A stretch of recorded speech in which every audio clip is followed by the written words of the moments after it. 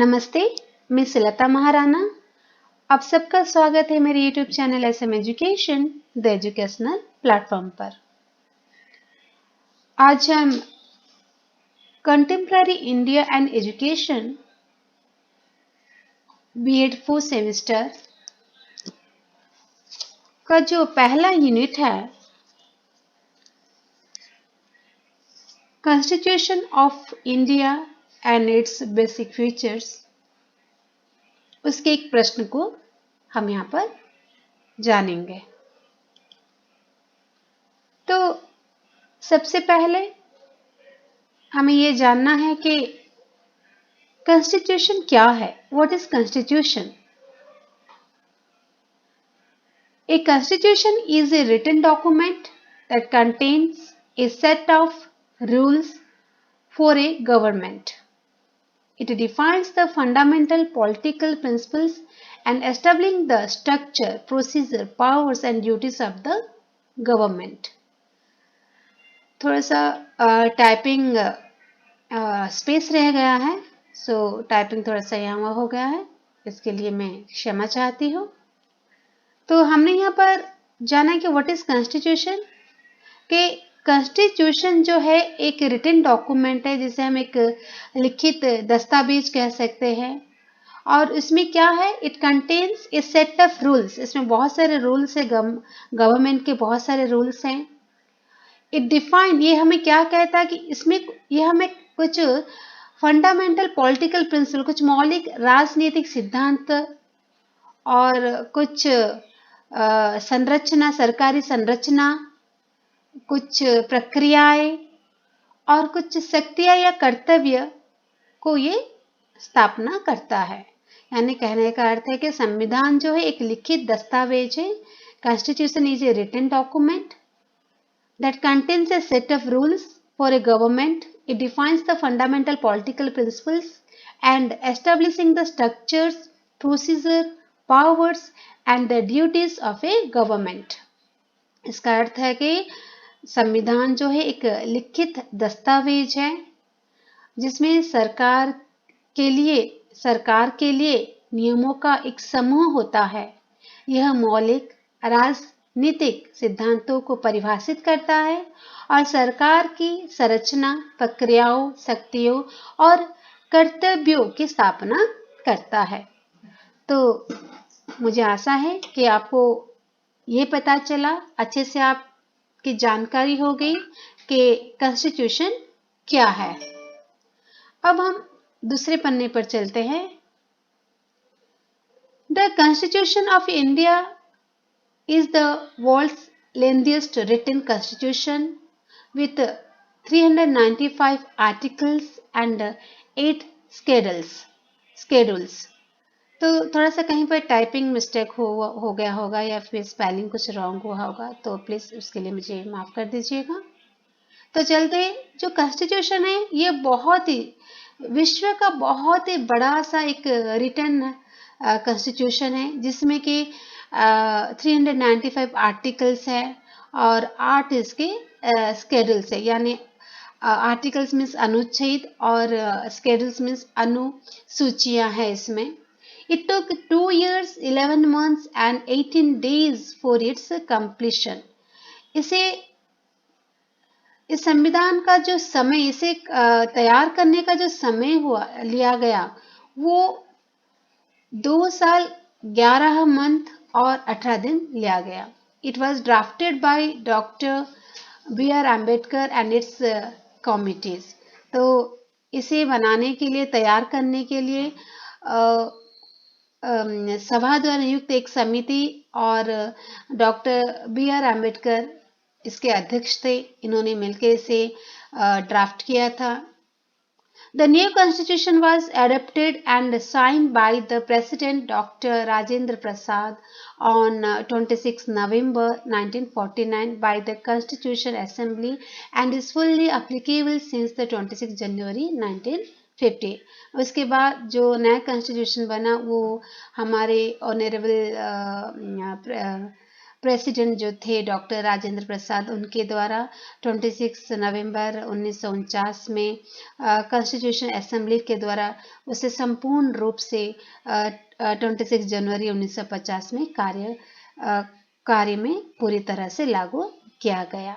भारत का जो संविधान है 395 अनुच्छेदों और 8 अनुसूचियों के साथ दुनिया का सबसे लंबा लिखित संविधान है। भारतीय संविधान का मसौदा संविधान सभा द्वारा नियुक्त एक समिति द्वारा तैयार किया गया था, जिसमें BR अम्बेडकर इसके अध्यक्ष थे। इसे पूरा होने में 2 साल 11 महीने 18 दिन लगे थे।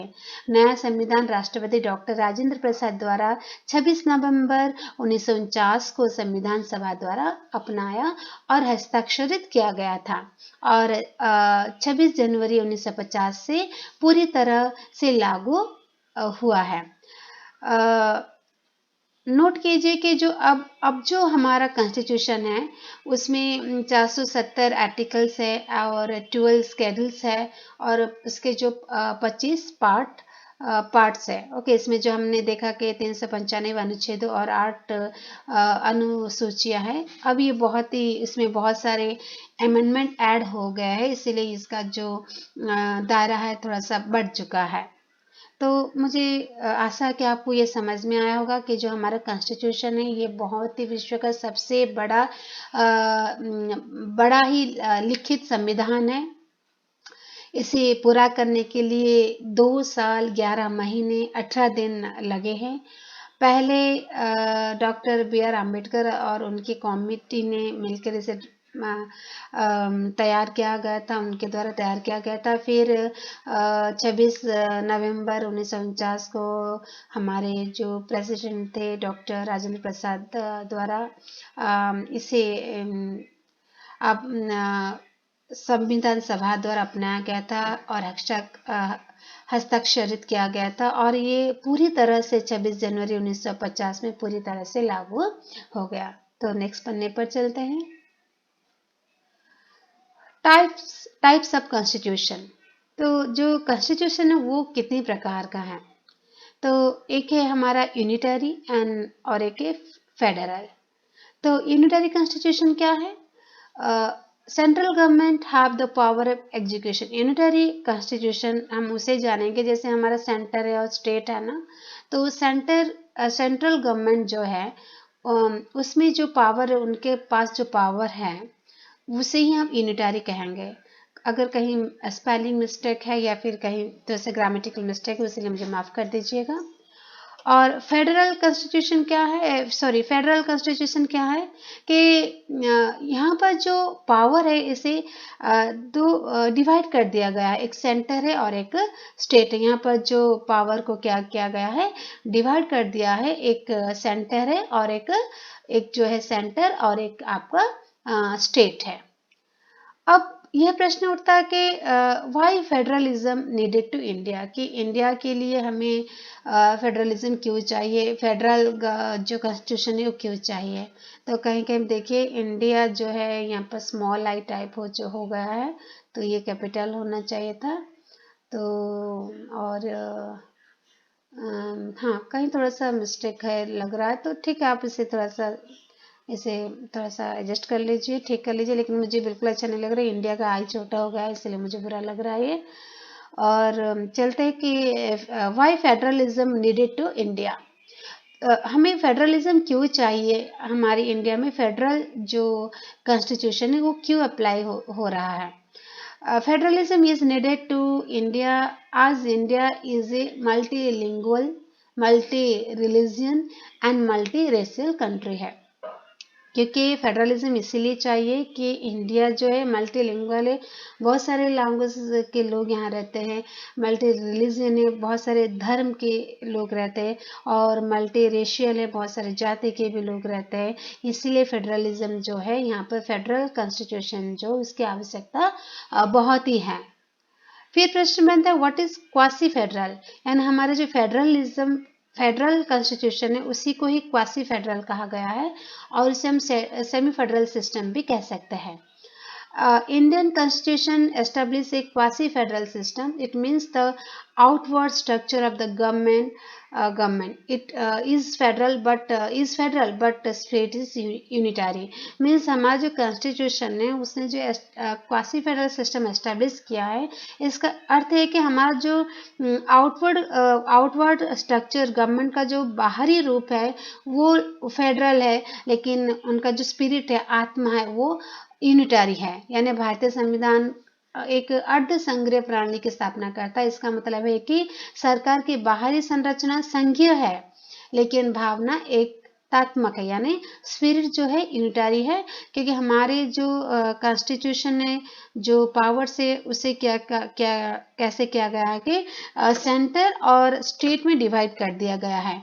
यानी सेंटर मीन्स यूनिटरी और स्टेट, लेकिन यूनिटरी यानी पूरा पावर हमारा यूनिटरी नहीं हो रहा है। फेडरल सिस्टम का मतलब होता है जो पावर है उसे सेंटर और स्टेट में डिवाइड कर दिया गया है।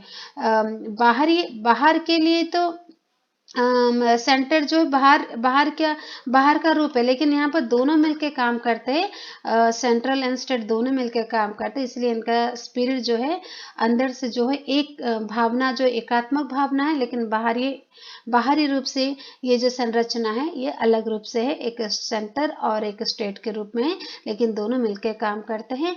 और इसी को ही हमें सेंट्रल स्टेट में जो पावर बट गया है कि आप कुछ काम करो, आप कुछ काम करो, आप कुछ सब्जेक्ट के ऊपर देखो, सेंट्रल कुछ सब्जेक्ट के ऊपर देखेगा और स्टेट कुछ सब्जेक्ट के ऊपर देखेगा। लेकिन कभी कभी अगर ऐसी भी समस्या आती है कि सेंट्रल स्टेट के पावर को भी कुछ देखते हैं या वहाँ पर वो एक्ट करते हैं, तो ऐसा भी होता है। तो ये जो संपूर्ण उनका जो कार्य करने का प्रणाली है उसे ही हम क्वासी फेडरल या फेडरल सिस्टम कहेंगे। तो मुझे लगता है आप समझ पा रहे हो कि फेडरल सिस्टम क्या है। यानी हमारे जो पावर है, कॉन्स्टिट्यूशन है, वो दो भाग में बांट दिया गया है, एक सेंटर और एक स्टेट। बाहरी रूप से तो ये संरचना है, लेकिन अंदर से दोनों एक ही रूप में काम कर रहे हैं। और कभी भी स्टेट को जरूरत पड़े तो सेंटर भी उनके हित में काम करेंगे। तो ये सिस्टम है हमारा फेडरलिज्म। और फेडरलिज्म हमें क्यों चाहिए? क्योंकि हमारा जो देश है भारत, इसमें बहुत विभिन्न जाति, धर्म, भेद और भाषा, कल्चर, सब में डिफरेंट पीपल्स रहते हैं, इसलिए हमें फेडरलिज्म की जरूरत है। फिर हो गया व्हाट इज अमेंडमेंट। अमेंडमेंट क्या होता है? अमेंडमेंट ऐसी कोई बड़ी चीज नहीं है, ये एक एक्ट है या एक लॉ है। ओके, किसी दस्तावेज या कानून आदि में संशोधन होता है, कोई एक नया संशोधन हुआ या कानून बना, तो उसे हम हमारे जो कॉन्स्टिट्यूशन में ऐड करेंगे, तो उसी रूप को, उसी लॉ को या संशोधन को ही यहाँ पर अमेंडमेंट कहा जाता है। तो आई होप आपको समझ में आ रहा है। कहीं कहीं अगर मैं कुछ गलत शब्द बोल रही तो मुझे माफ कर दीजिएगा। What is federal relations? Okay, तो यहाँ पर हमने देखा कि कॉन्स्टिट्यूशन क्या है, कब बना था, उसके बाद हमने देखा कि फेडरलिज्म क्या है, उसके बाद क्वासी फेडरल क्या है और क्यों हमें फेडरलिज्म चाहिए। ओके, अब देखते हैं कि जो फेडरल रिलेशंस क्या है। यानी फेडरल हमने देखा कि सेंटर और स्टेट ये दोनों है इसमें, तो फेडरल रिलेशंस क्या है कि सेंटर और स्टेट के बीच में जो रिलेशंस है उसे ही हम फेडरल रिलेशंस कहेंगे। ओके, तो सेंटर एंड स्टेट रिलेशन जो फेडरल रिलेशंस है, इसे सेंटर स्टेट रिलेशन में रखा गया है। और ये जो सेंटर स्टेट रिलेशंस जो है, इसे फिर 3 पार्ट किए गए हैं। तो देखते हैं क्या है centre state relations. Indian federal system is quasi federal. आपको पहले से बता देते कि क्वासी फेडरल क्या है, कि सेंटर और स्टेट में बांट दिया गया है हमारे कॉन्स्टिट्यूशन या पावर को, तो इसे हम क्वासी फेडरल कहते हैं। और it is federal in its form and unitary in its spirit. यानी ये तो फॉर्म में फेडरल है, लेकिन दोनों मिलके काम करते हैं, इसलिए हम कहेंगे इसे यूनिटरी इन इट्स स्पिरिट कहेंगे। आत्मा से या अंदर से एकात्मक रूप है, लेकिन संरचना से ये 2 रूप है। Even the pattern of the union-state relations defined in the constitution accounts for the greater centralizations. Here it is a cause for the grievance on the part of the state. तो ऐसा भी है कि जो सेंटर और state के बीच में part क्या कि ग्रेटर तो सेंट्रलाइजेशन होता है, सेंटर ही ग्रेट हो जाता है, ओके, और स्टेट को अपना ही जो हक है उसे दिया गया है। तो centre state relations are follow, centre state relations जो है ये तीन प्रकार के हैं। क्या क्या है? Legislative relationship between the centre and state, executive and administrative relationships, तीसरा हो गया final relationships. So legislative relationship between the centre and state क्या है कि लेजिस्लेटिव का मतलब क्या होता है कि कुछ लॉज बनाना, ओके, कुछ लॉज बना, कुछ नियम बनेगा जो कि सेंट्रल स्टेट के अंदर का जो संबंध है, संपर्क है, उसके ऊपर है कि कुछ लेजिस्लेटिव का मतलब होता है कुछ नया लॉज बनाना। और एग्जीक्यूटिव एंड एडमिनिस्ट्रेटिव रिलेशनशिप होता है जो लॉ बना है उसे अप्लाई करना, किस तरह से अप्लाई होता है, जो एडमिनिस्ट्रेट लॉ अप्लाई और एडमिनिस्ट्रेटिव इनके बीच में क्या संपर्क है। और तीसरा हो गया फाइनेंशियल रिलेशनशिप, यानी हमारे जो बजट है, ओके, फाइनेंशियल मीन्स क्या, it is come in the part of tax और रेवेन्यूज, ओके, तो फाइनेंशियल रिलेशनशिप है। तो हम देखते हैं कि जो सेंट्रल स्टेट रिलेशंस हैं ये तीन प्रकार के आगे, एक है legislative relationship between the centre and the state, and the executive and the administrative relationship, and the third is the final relationship. तो आपको ये पता हो गया कि जो है हमारा जो इंडियन फेडरल सिस्टम है क्वासी फेडरल है, और इसमें सेंट्रल स्टेट रिलेशनशिप में इसे तीन पार्ट किए हैं। एक है लेजिस्लेटिव रिलेशंस, दूसरा हो जाता है आपका executive and the administrative relations, and financial relation. तो एक बात यहाँ पे कहना चाहूँगी कि जो लेजिस्लेटिव रिलेशंस है उसे क्या, उसमें आपको मिलेंगे 8 पार्ट्स, उसमें 8 पार्ट है। 8 पार्ट्स है, क्या क्या वो 8 पार्ट्स है हम आने वाले क्लास में नेक्स्ट में बताऊंगी आपको। कि एक है कि लेजिस्लेटिव रिलेशंस जो है, पहला है 3 लिस्ट ऑफ लेजिस्लेटिव आइटम्स। पहले लेजिस्लेटिव रिलेशन में पहला आ जाएगा आपका 3 लिस्ट ऑफ लेजिस्लेटिव आइटम्स, जिसमें आप पढ़ेंगे union list, state list and the concurrent list. उसके बाद दूसरा आ जाएगा आपका, यानी 3 लिस्ट ऑफ लेजिस्लेटिव आइटम पहला है। उसके बाद आपका आ जाएगा residuary power with the union, third आ जाएगा, तीसरा आ जाएगा power of the parliament to legislate on the state list in the national interest, और फोर्थ आ जाएगा आपका नेशनल इमरजेंसी, फिफ्थ आ जाएगा on request from state, and sixth आ जाएगा आपका international treaties and the agreements, और सातवां आ जाएगा ड्यूरिंग द प्रेसिडेंट्स रूल, आठवां आ जाएगा power of parliament to the legislate for union territory. तो ये जो 8 पार्ट हमने कहा ये आपके legislative relationship between the centre and state में आ जाएंगे। तो आई होप आपको इतना समझ में आ गया होगा। नेक्स्ट चलते हैं। अब देखिए, the legislative relationship between the centre and state contain 8 part such as, वही 8 पार्ट के बारे में बता रही थी कि ये जो हमने तो जान लिया कि कॉन्स्टिट्यूशन क्या है, उसके बाद हमने जाना फेडरल रिलेशंस क्या होते हैं, है ना, और जो हमारा कॉन्स्टिट्यूशन है वो कितने टाइप का, यूनिटेरियन, फेडरल, ओके, फिर अमेंडमेंट किसे कहते हैं, क्वासी फेडरल किसे कहते हैं। इसके बाद जो हमने देखा कि सेंटर और स्टेट के बीच में जो रिलेशंस है वो कितने प्रकार के, तो हमने देखा कि 3 प्रकार के हैं कि legislative relations, executive and the administrative relation, and financial relations. उसमें से पहला है लेजिस्लेटिव रिलेशन, वो 8 पार्ट है।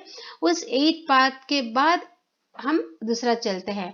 तो पहला हो गया 3 लिस्ट ऑफ लेजिस्लेटिव आइटम, जो लेजिस्लेटिव आइटम्स है उसमें 3 पार्ट किया गया, जो हमने एक करके देखा, union list, state list and the concurrent list.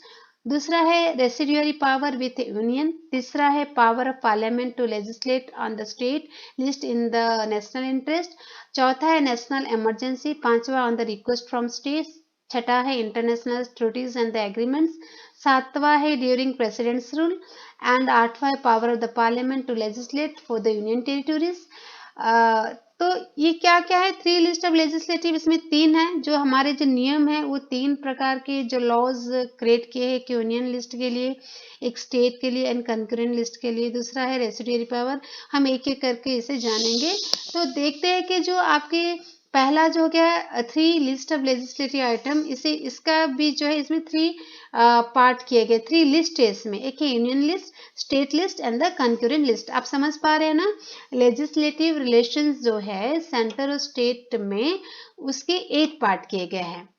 उस 8 पार्ट है उसमें आ गया 3 लिस्ट ऑफ लेजिस्लेटिव आइटम्स। दूसरा आ गया residuary power with the union.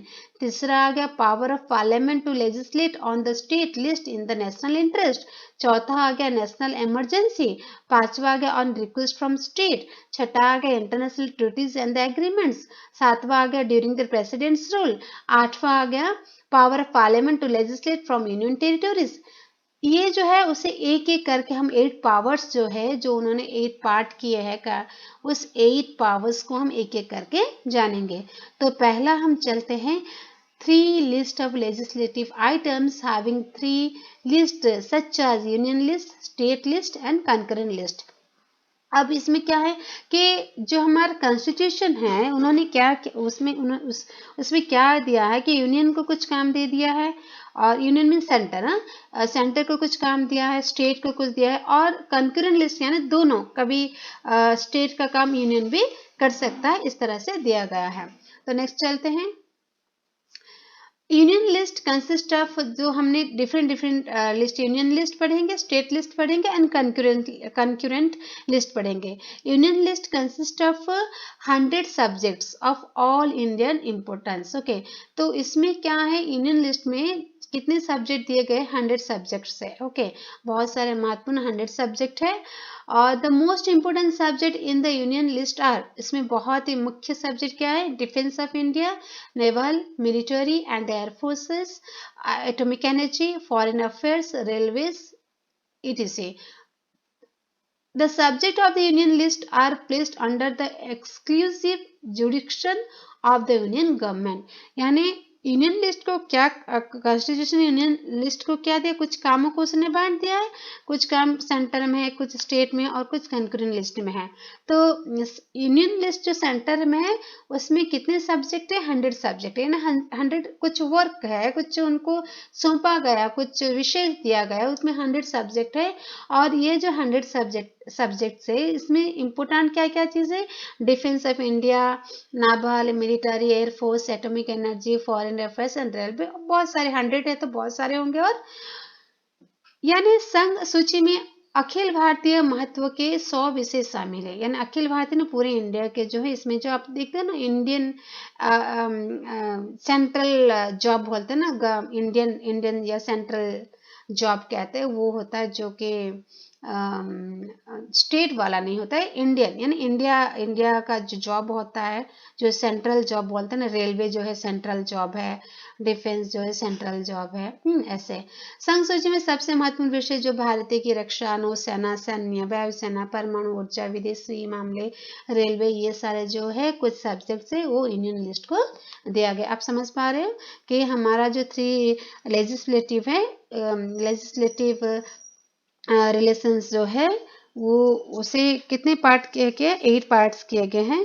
उसमें से हम पहला जो देखते हैं वो हो गया 3 लिस्ट ऑफ लेजिस्लेटिव, और उसमें से पहले हमने यूनियन लिस्ट देखा। यूनियन लिस्ट में क्या होता है कि list consist of 100 subject of all India importance. इसमें आपका जो defence of India, naval, military, air force, atomic energy, ये सब आ जाते हैं।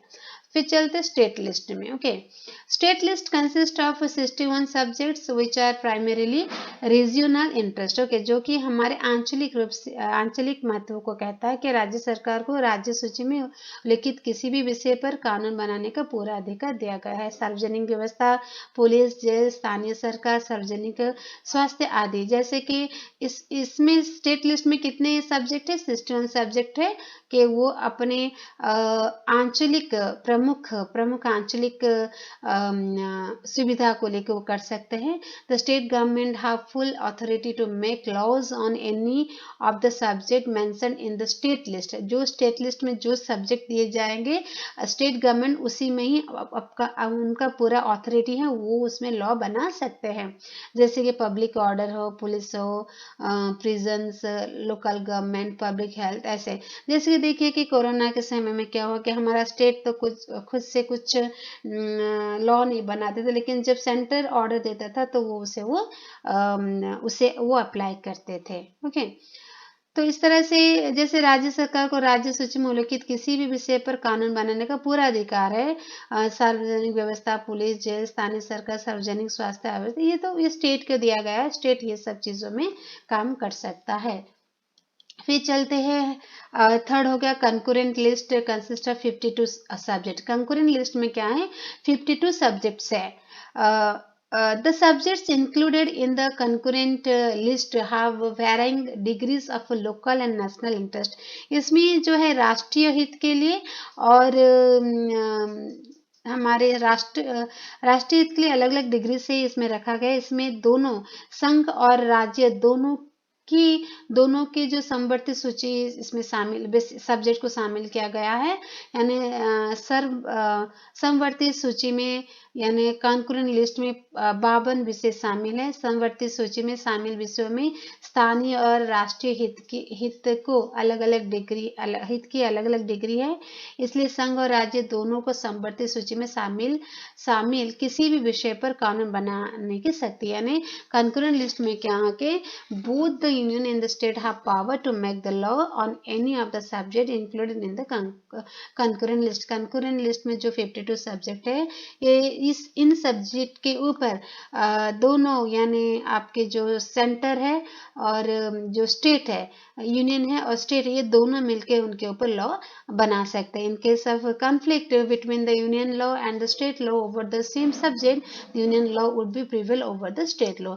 अगर ऐसा है कि विषय में कुछ संघर्ष हुआ कि एक ही विषय पर संघर्ष के कानून और राज्य के कानून के बीच में संघर्ष की स्थिति अगर उपस्थित है, तो संघ कानून राज्य के कानून पर हावी होगी। यानी अगर स्टेट और यूनियन के बीच में किसी लॉ को लेकर कॉन्फ्लिक्ट होता है, तो यूनियन क्या करेगा, स्टेट के ऊपर हावी होंगे, वो उनका अधिकार वहां पर जताएंगे। तो हमने 3 लिस्ट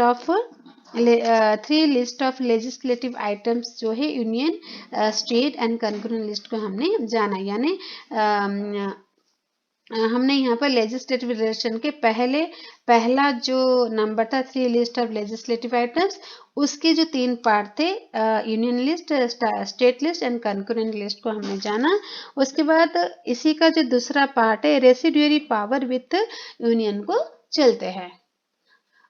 मेरी आशा आप समझ पा रहे होंगे। तो देखते हैं residuary power with the union. इसमें क्या होता है कि सभी विषय और शक्ति को 3 सूचियों में बांटा गया है। हमने देखा ना यहाँ पर कि union list, state list and concurrent list में बांटा गया है। लेकिन कुछ विषय ऐसे भी हो सकते हैं जिन्हें उपरोक्त तीनों में से किसी सूची में शामिल नहीं किया जाता है। ऐसे विषयों को अवशिष्ट शक्तियों के रूप में हम रेसिडुअरी पावर अवशिष्ट शक्तियां, इसको हम कहेंगे अवशिष्ट शक्तियां कहेंगे। तो residuary power with the union क्या है, all subject and the power are divided in 3 list but there may be some subjects who might not have been included in any of the above list. Such subject are known as the residuary powers. यानी सभी विषय और शक्ति को 3 सूचियों में बांटा गया है, लेकिन कुछ ऐसे पावर से शक्तियां हैं जिसे इन 3 सूचियों में बांटा नहीं गया या शामिल नहीं किया गया है, उस पावर को हम कहेंगे residuary power with the union.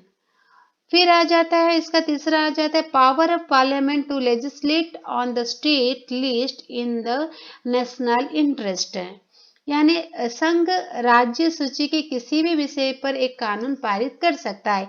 यानी जो सेंटर है, यूनियन है, वो राज्य पर यानी स्टेट पर किसी भी विषय पर वो क्या कर सकता है, एक कानून पारित कर सकता है, एक कानून वो बना सकता है। The union can pass a law on any of the subject of the state list. If Rajya Sabha passes a resolution or supported by a majority of two-thirds members present and voting to the effect that in the national interest the parliament should make a law on a subject included in the state list. अगर ऐसा होगा कि यदि राज्यसभा एक प्रस्ताव पारित करती है, अगर राज्यसभा क्या करती है, एक प्रस्ताव अगर पारित करती है जो उपस्थित और मतदान करने वाले होते हैं उनमें से टू थर्ड माने 2/3 सदस्य के बहुमत द्वारा समर्थित है, इस प्रभाव के लिए राष्ट्रीय हित में संसद को बनाना चाहिए राज्य सूची में शामिल किसी विषय पर एक कानून। यानी यहाँ पर क्या होता है कि राज्य के लिए कोई भी एक कानून संघ बना सकता है, राज्य के लिए कोई भी एक कानून संघ बना सकता है या पारित कर सकता है जब राज्यसभा के 2/3 सदस्य के बहुमत उस कानून में 2/3 सदस्य के बहुमत अगर उसमें समर्थित हो या 2-3 सदस्यों के बहुमत प्राप्त हो तो वो क्या कर सकता है, संघ जो है, यूनियन जो है, राज्य के लिए एक किसी भी एक विषय पर कानून बना सकता है। तो हमने जाना कि power of parliament to legislate on the state list in the national interest. तो यहाँ पर हो गया कि जो पार्लियामेंट है, जो संघ है, स्टेट के हित के लिए, नेशनल इंटरेस्ट के लिए, स्टेट के लिए कोई भी कानून वो पारित कर सकता है। तभी ये संभव होगा जब राज्यसभा के 2/3 मेंबर अगर वोट के माध्यम से उस कानून को समर्थन देते हैं, तब जाके ये जो संघ है राज्य के लिए नया कानून बना सकते हैं। तो आपको समझ में आ गया होगा। दूसरे पन्ने पर चलते हैं। चौथा क्या है, national emergency. When proclamations of a national emergency is issued, अगर ऐसा होगा कि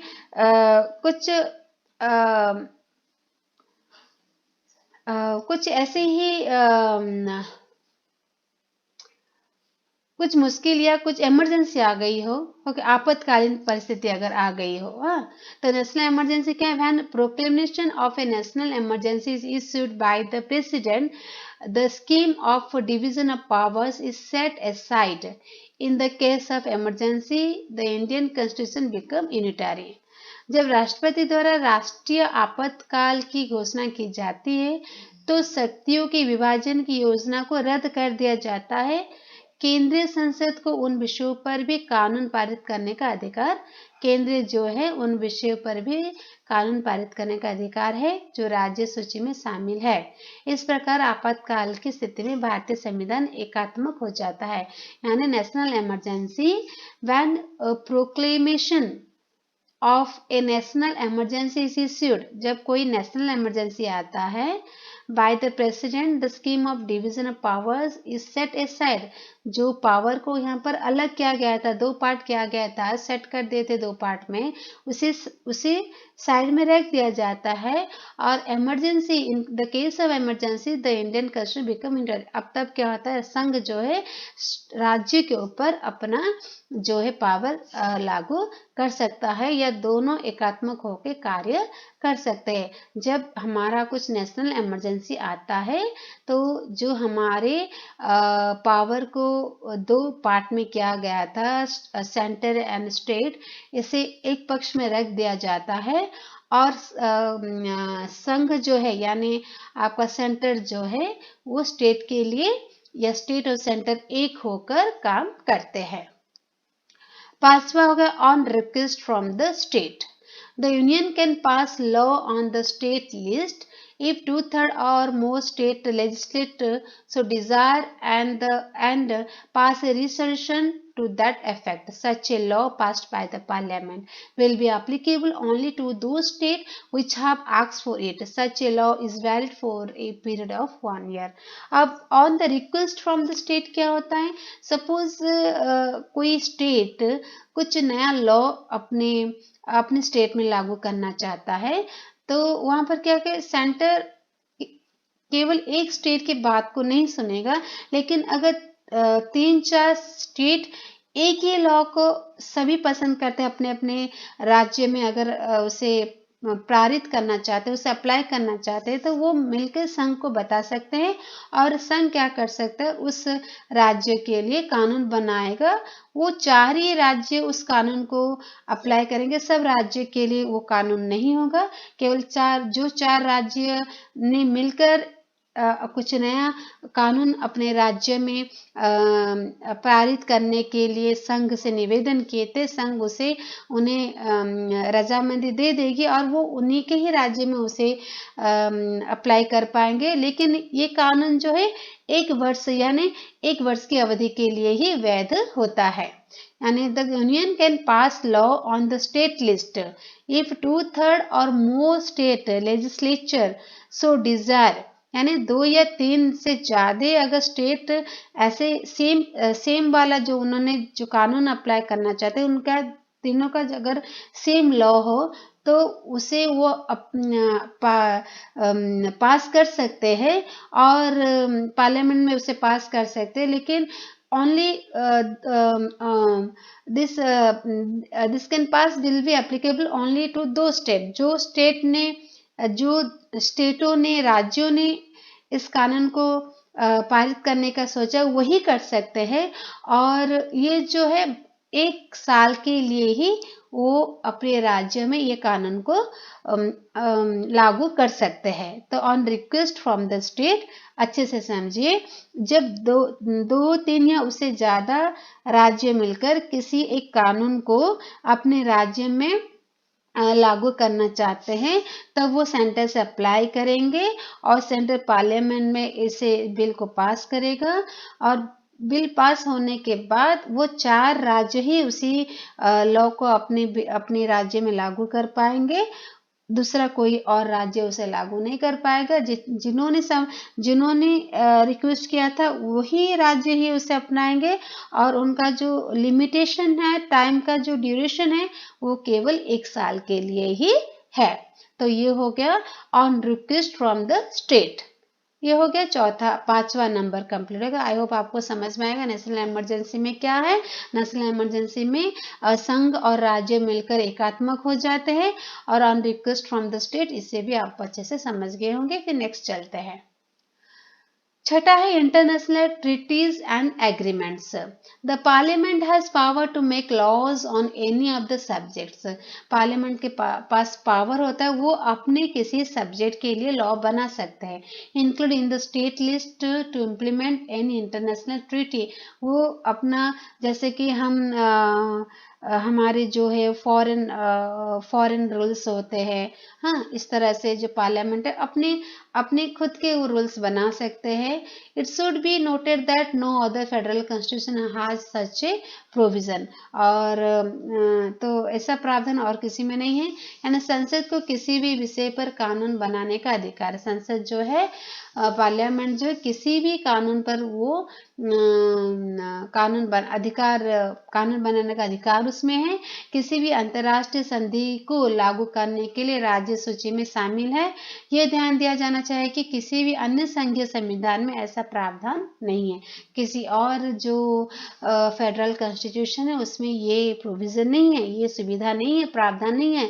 लेकिन जो संसद है, पार्लियामेंट है, वो इंटरनेशनल ट्रीटीज और एग्रीमेंट्स खुद बना सकता है, उसके पास ये पावर है। नेक्स्ट चलते हैं। ड्यूरिंग प्रेसिडेंट्स रूल, सॉरी, यहाँ पर इवोस ओनली सॉल, ये कुछ गलत यहाँ पर टाइप हो गया है। यहाँ से इतना आप देख पा रहे हैं ना, ये देखिए, यही है यहाँ पर कुछ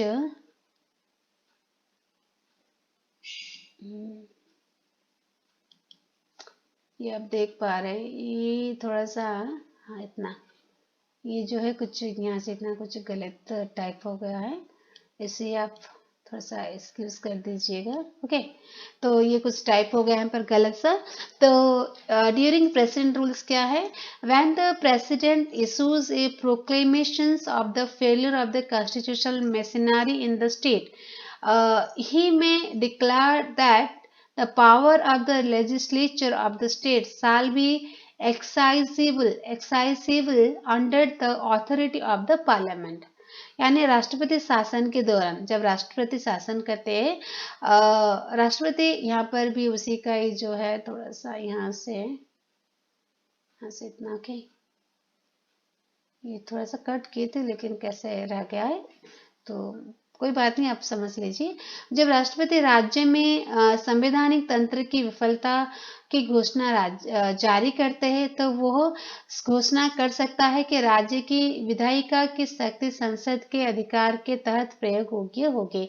यानी during the president rules, when the president issues A proclamations of the failure of the constitutional machinery, यानी संवैधानिक तंत्र की विफलता होती है, he may declare that the power of the legislature of the state shall be exercisable under the authority of the parliament।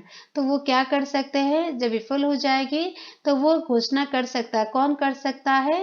राष्ट्रपति राज्य में संवैधानिक तंत्र की विफलता की घोषणा जारी करता है, तो वो घोषणा कर सकता है कि राज्य की विधायिका की शक्ति संसद के अधिकार के तहत प्रयोग होगी। यानी राज्य की जो विधायिका है उनकी जो शक्ति है, शक्ति संसद के अधिकार के तहत प्रयोग योग्य है। यानी वो जो legislature of the state shall be exercisable under the authority of the parliament. यानी पार्लियामेंट संसद के जो विधायिका है उनके द्वारा जो नियम है वो पारित हो सकते हैं, अगर प्रेसिडेंट रूल के समय में कॉन्स्टिट्यूशनल फेलियर्स कुछ हुआ तो पार्लियामेंट के जो अथॉरिटी है उनके द्वारा नए शक्ति को जो है पारित किया जा सकता है।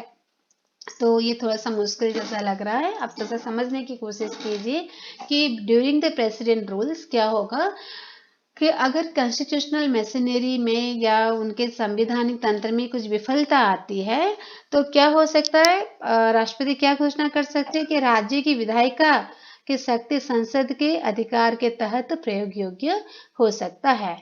फिर इस तरह से ये हो गया आपका 7 नंबर हो गया। 8वां नंबर भी हुआ था, ये क्यों नहीं आ रहा है?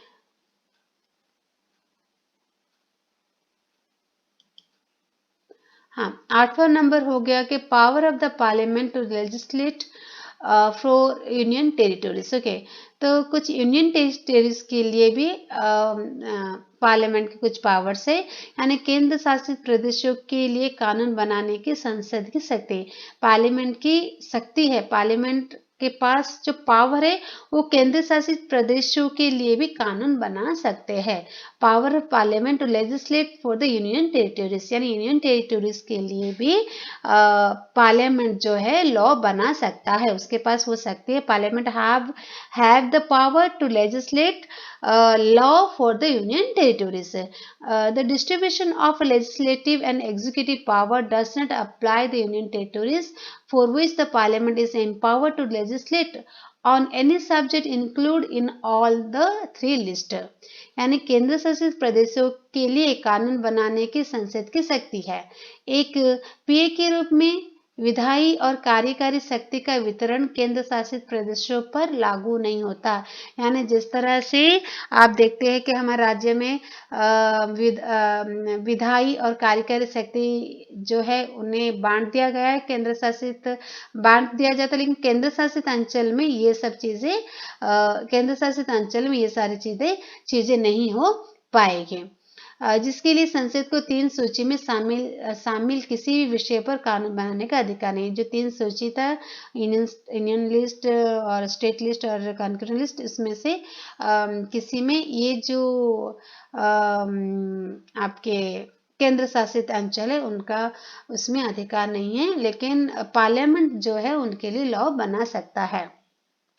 तो कंक्लूजन में चलते हैं, क्या निष्कर्ष निकलता है कि legislative relationship between the union and the state shows that the Indian constitution has created a federation with the strong union and the weak state। यानी इससे हमें पता चलता है जो भारतीय संविधान एक मजबूत संघ है लेकिन कमजोर राज्यों के साथ एक संघ बनाया है। यानी राज्य को लेकर हमारे जो संघ ने एक सशक्त संघ बनाया है, यानी यहाँ पर जो हमारा federation with strong union and the big state, यानी स्टेट जो है वीक है लेकिन ये संघ जो है हमारा बहुत स्ट्रॉन्ग है, और इससे हमारा क्या बना है,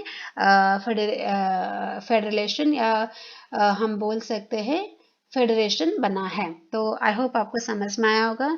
तो ये बहुत ही बड़ा क्वेश्चन है। इसका जो स्टेट एंड सेंटर के जो रिलेशन है, ये हमने 3 पार्ट जाना था। एक तो हमने जाना कि लेजिस्लेटिव रिलेशंस जो है, और दूसरा एक आ जाएगा आपका जो एग्जीक्यूटिव एंड एडमिनिस्ट्रेटिव रिलेशन से है, और एक फाइनेंशियल रिलेशन। तो पहला जो हमने लेजिस्लेटिव रिलेशन पढ़ा, उसका हमने 8 पार्ट्स पढ़े। 8 पार्ट्स में आपका पहला आ गया द थ्री लिस्ट में क्या क्या चले गए आपके 3 लिस्ट में आपके आगे जो है यूनियन लिस्ट आ गए, देन स्टेट लिस्ट आ गया और कंकरेंट लिस्ट आ गया। उसके बाद आपके आ गया residuary power with the union. Residuary power क्या होता है? ऐसा पावर जो 3 रूप में बांट सकते हैं। कब 3 पावर को 3 लिस्ट में बांटा गया, लेकिन ऐसा कुछ पावर है जिसे ऐसे 3 रूपों में बांटा नहीं जाता, उसे हम रेसिडुअरी पावर कह सकते हैं। और एक पावर क्या है कि जो parliament of power of parliament to legislate on state list in the national interest है। अगर राज्यसभा के 2/3 जो वोटर्स है, लोग है, अगर 2/3 मेंबर ने किसी कानून को पारित कर देते, समर्थन देते हैं, तो द पावर ऑफ पार्लियामेंट क्या करते हैं, एक नया रूल पारित कर सकते हैं। फिर हो गया नेशनल इमरजेंसी। ऐसा कुछ नेशनल इमरजेंसी आता है तो जो हमारे लॉ डिवाइड कर दिया गया है सेंटर एंड स्टेट, वो एक हो जाकर नेशनल इमरजेंसी के वक्त मिलकर काम करते हैं।